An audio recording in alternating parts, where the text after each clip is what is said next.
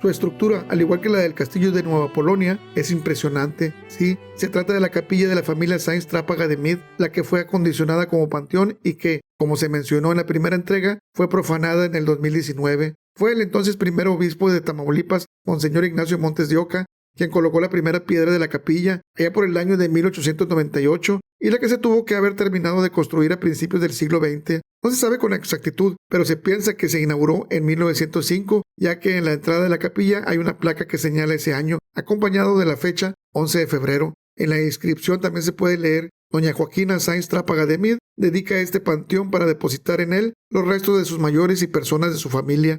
Y sí, al menos las evidencias que se obtuvieron luego de la profanación indican que ahí descansaban los restos de doña Modesta Delfina Salvidia Castillo de Sáenz-Trápago, madre de doña Joaquina Sáenz-Trápago de Mead.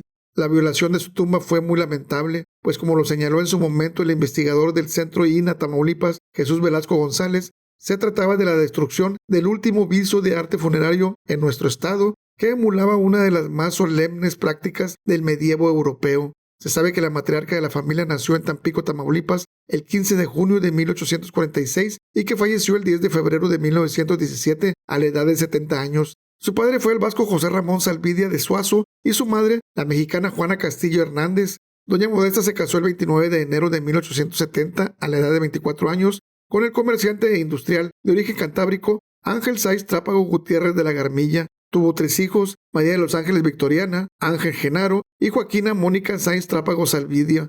Fue a finales de julio de 2019 cuando se reportó al Instituto Nacional de Antropología e Historia de Tamaulipas el saqueo de la capilla y la profanación de una tumba. Se comisionó para las investigaciones y el rescate arqueológico al arquitecto Luis Velázquez Correa, a los arqueólogos Carlos Benuet Pérez Silva y David Camacho Padilla y al antropólogo físico Jesús Ernesto Velasco González. De acuerdo a la investigación de los profesionales, la escena indicaba que el saqueo de un mausoleo dispuesto al oeste del altar era reciente y que la efigie que lo embellecía fue vandalizada. La cripta fue abierta con el fin de sustraer el menaje funerario, del que solo quedó un crucifijo de metal y despojos de un relicario. Los restos óseos de su interior fueron abandonados en una de las paredes al fondo de la sacristía. Así lo describieron y agregaron: entre escombros y fragmentos de la escultura se registró un pozo de saqueo de 1,70 m en su eje mayor por 68 centímetros en su eje menor y 70 centímetros de profundidad. Ahí se hallaba una urna metálica de forma rectangular que contenía elementos óseos en relativo buen estado de conservación.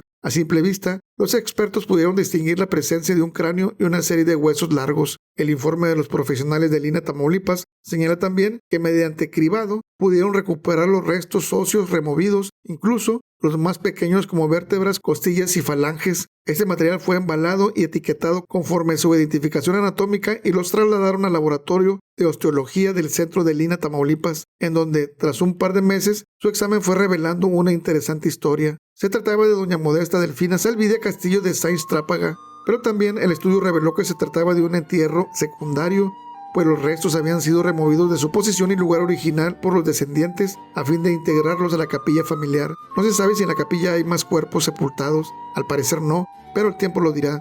En el castillo, la vieja casona y la capilla se vivieron muchos y grandes acontecimientos que seguramente nunca se conocerán y que quedarán ahí guardados entre sus paredes como testigos mudos de la historia.